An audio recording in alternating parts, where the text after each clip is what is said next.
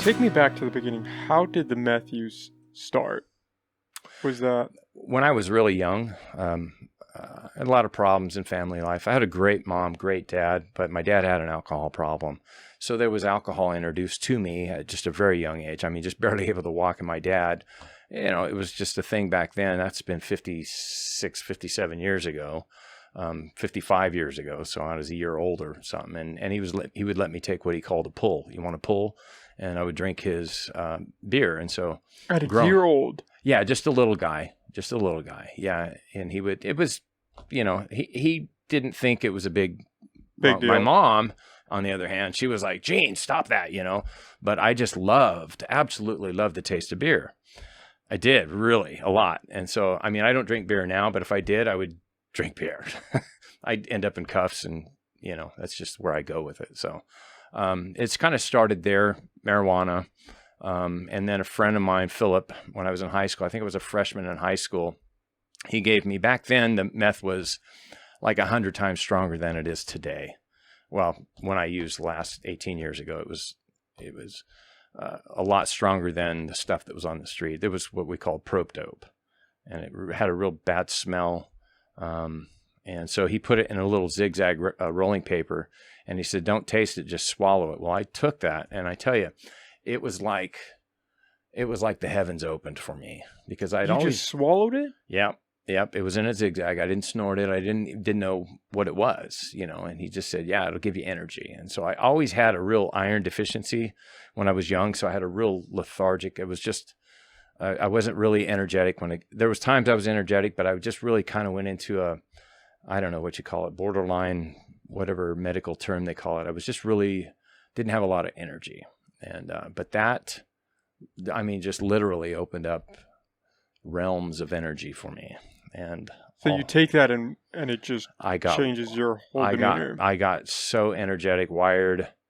I wanted to do things. I wanted to build things, and creativity came out. It was like, for me, that was the perfect drug. And so from that point on, it was about getting that stuff. And I did anything and everything to get it. I stole from my family. It was just really bad. And then, obviously, I'm guessing when you ended up in that truck, that was to get money for drugs. That was to steal to get stuff to trade for drugs, yeah. And so the first time you went to prison, that was because you were cooking? June 19th, 2002, yeah. So when did that process change? Was that you were over just trying to find it where you could, and you thought, hey, man, I could cook this up? Yeah, a few years before that, the drug trade changed. It went from being prope dope into the stuff that was coming from over the border, which was ephedrine, or they called it crystal, but it wasn't really strong like it used to be. The prope dope is the peanut butter. Yeah, the really strong stuff, yeah. So is that right around when fentanyl came into the picture? No. Fentanyl, no, that wasn't even around as far as I knew. That was like a cancer drug or something when I was a kid. So they were just cutting it with other... Yeah, it was, I don't know, just the potency of the meth was down. Yeah, in 2002, it turned from, I think, the biker dope to stuff that was coming over the southern border. And sometimes it was kind of good, but other times it was just, really hit weak. And miss. Yeah, it was a hit and miss. And so I had a friend in Rio Dale that taught me how to cook meth. And so I ended up going to all the drugstores and getting pseudoephedrine tablets for Sudafed.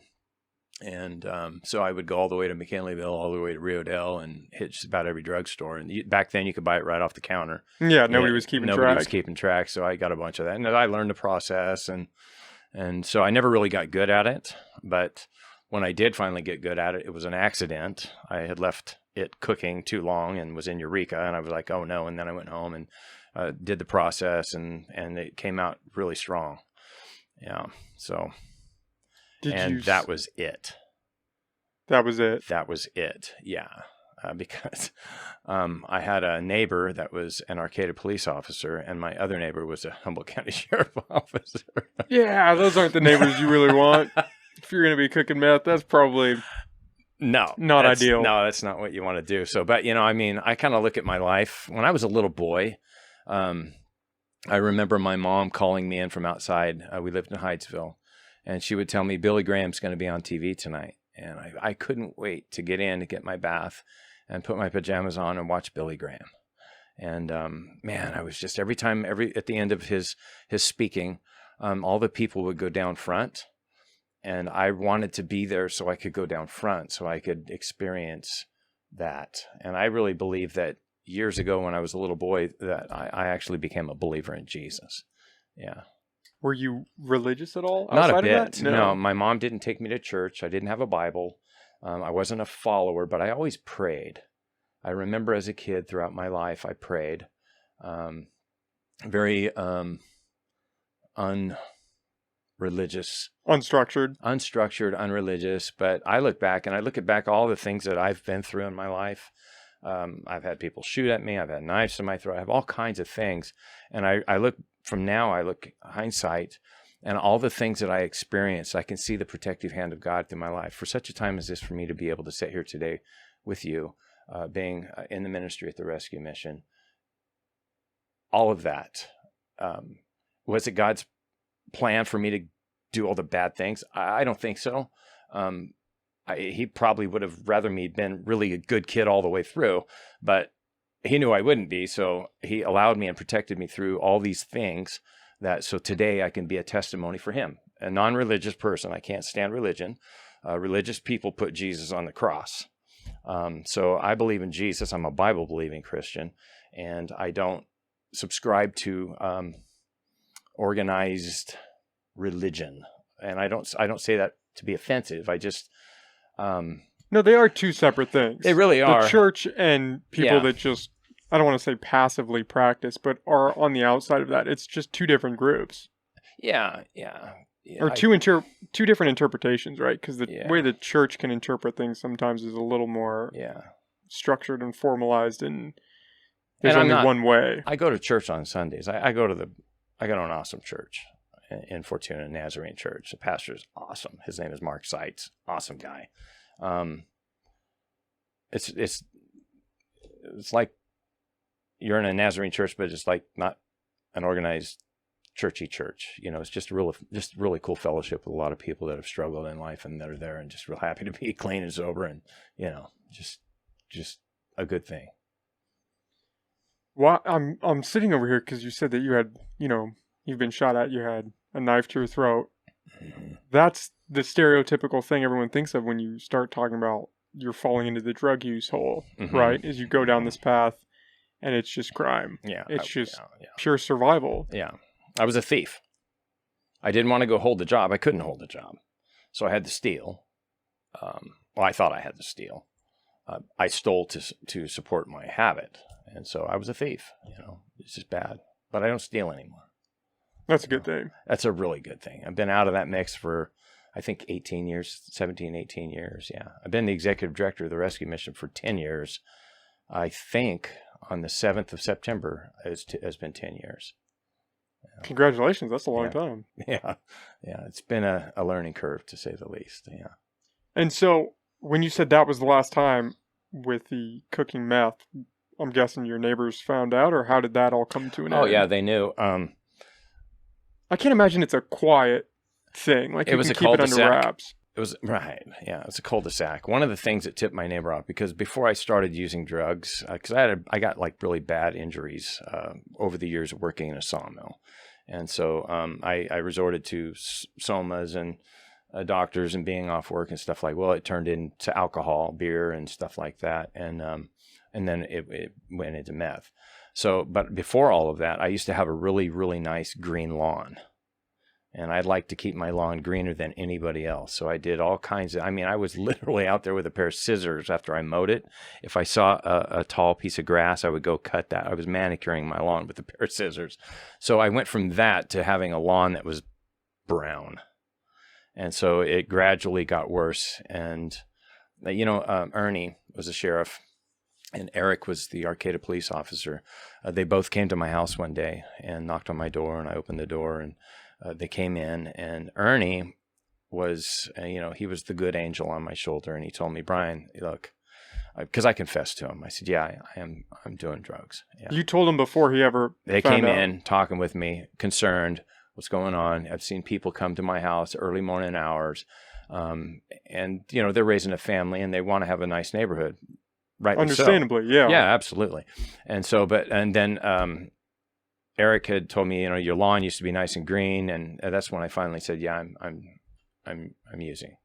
And so Ernie said, hey, I'm here for you. I'm here for you. My door's open to you. If you want to talk, I'm here for you. And Eric said, if you don't stop now, I'm going to take you down. You had both of those. Yeah. Both of those ends. The support and the kind of push of, something's got to change. Yeah. You're living in a cul-de-sac with people, and you turn into a stupid idiot, and they're wanting to live their lives and have a nice neighborhood, and I'm over there polluting it, So it was June 19th, 2002 that I was swatted, or not SWAT, I think it was Drug Task Force, came, and Fortuna Police Department, and I think they went in for something with stolen property or something. They had a report of that, but I didn't have any stolen property. I sold it. But they did go in and started looking around, and they found some things that would indicate that I had been manufacturing meth. And so they right away said, he's got a lab, and took me out. And then the Bureau of Narcotics Enforcement came from Redding.